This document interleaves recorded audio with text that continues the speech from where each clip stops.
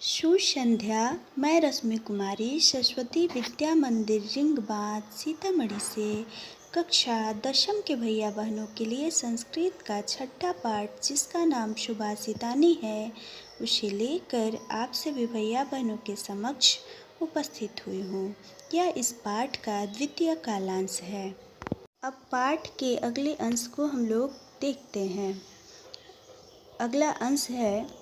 अगले अंश के लिए पहले शब्दार्थों को देखते हैं। निमित्तम अर्थात कारण को, ही अर्थात निश्चित रूप से, प्रकुप्यति क्रोधित होता है, ध्रुवम निश्चय ही, प्रसीदति प्रसन्न होता है, अपगमे समाप्त होने पर, अकारण द्वेषी बिना कारण के द्वेष करने वाला, कथम यानी कैसे, तम अर्थात उसको, वही अर्थात निश्चय ही, परितोषयिष्यति यानी संतुष्ट करेगा, उद्देश्य यानी उद्देश्य करके, निमित्तम अर्थात कारण को।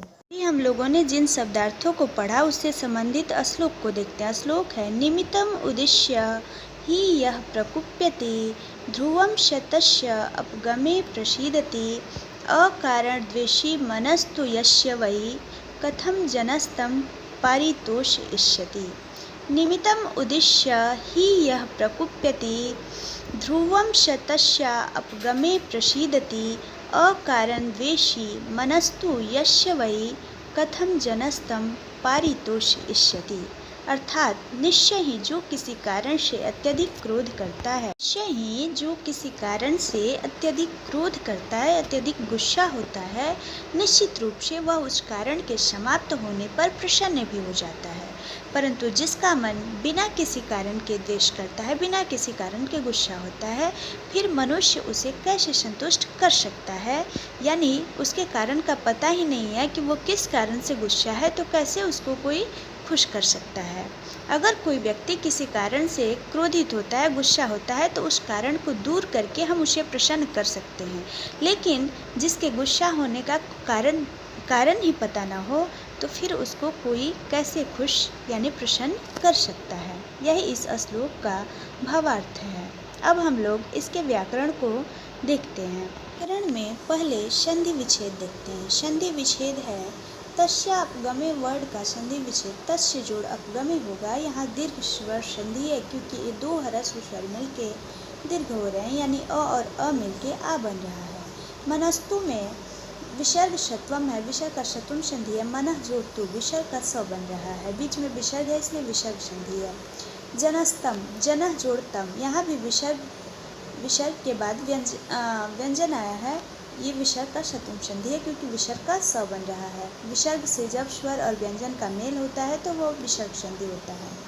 हम लोग प्रकृति प्रत्यय विभाजन देखते हैं। उद्देश्य वर्ड है, उत जोड़ दिश जोड़ ल्यप होगा, उत उपसर्ग होगा, उत जोड़ दिश धातु होगा और ल्यप प्रत्यय होगा। समास विग्रह देखते हैं। अकारण द्वेषी मनः का समास विग्रह अकारण द्वेषी तद्वद मनः यस्य सः होगा, ये बहुव्रीहि समास होगा।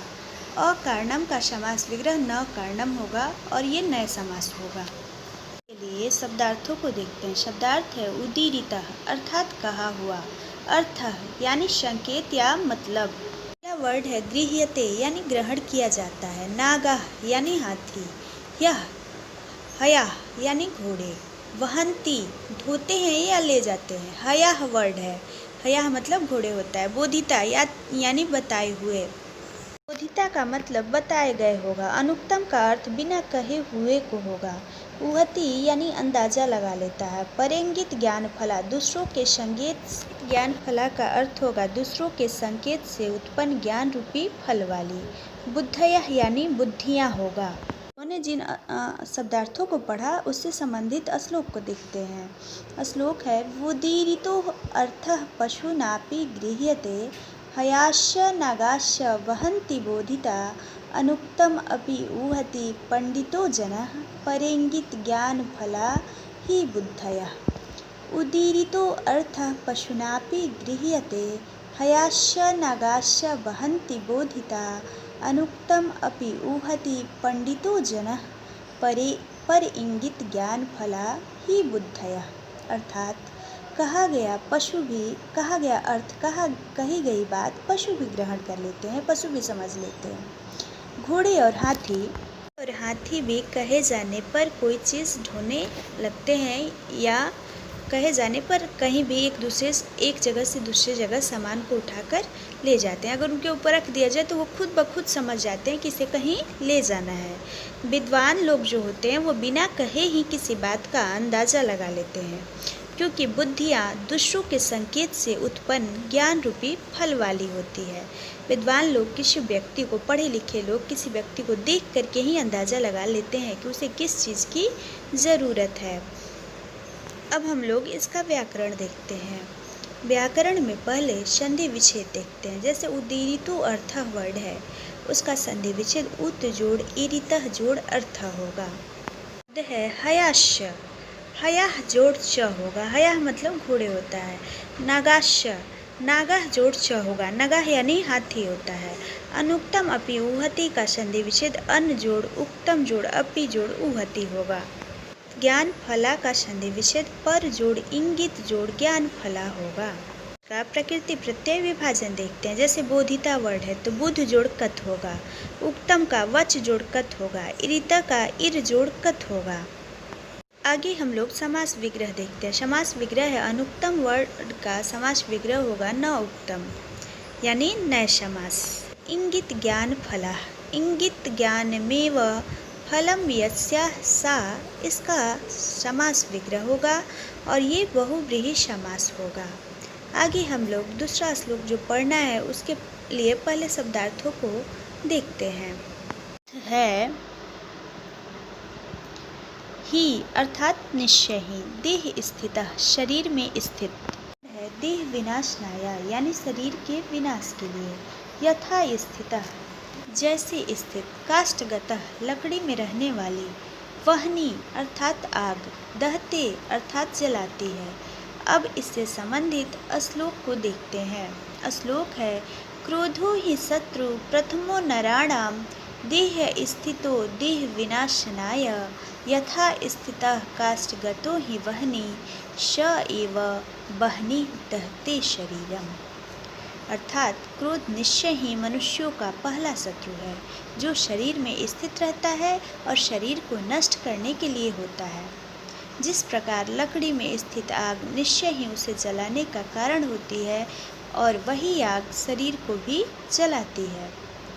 क्रोध जो है मनुष्य के शरीर में ही रहता है और उस शरीर के नष्ट करने का, उसको हानि पहुंचाने का कारण भी बनता है।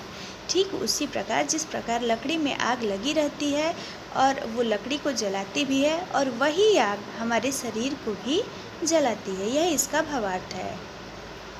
लोग इसका व्याकरण देखते हैं। व्याकरण है में पहले संधि विच्छेद देखते हैं। जैसे वहनीर दहते वर्ड है तो वहनी जोड़ दहते होगा, विसर्ग संधि और विसर्ग का रत्वम संधि है क्योंकि रेफ बन रहा है। अब प्रकृति प्रत्यय विभाजन देखते हैं।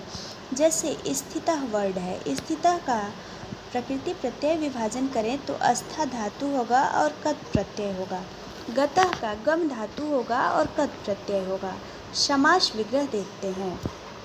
वर्ड है देह स्थितः अर्थात शरीर में स्थित। में आ रहा है तो इसमें हम सप्तमी विभक्ति लगाएंगे और शरीर की बात नहीं हो रही है, उसमें रहने वाली चीज़ की बात हो रही है, यानी स्थित, उसमें स्थित क्या होता है उसकी बात हो रही है। तो यहाँ पे अंतिम पद प्रधान है इसलिए ये तत्पुरुष समास है और इसमें सप्तमी विभक्ति लगी हुई है अधिकरण कारक, इसलिए देहे स्थित इसका विग्रह होगा। अगला है देह विनाशनाय अर्थात शरीर के विनाश के लिए, इसका विग्रह होगा देहस्य विनाशनाय क्योंकि काके की षष्ठी विभक्ति यानी संबंध कारक का चिन्ह होता है। अगला शब्द है काष्ठगतः यानी लकड़ी में स्थित, इसका समास विग्रह होगा काष्ठेगतः और ये सप्तमी तत्पुरुष होगा।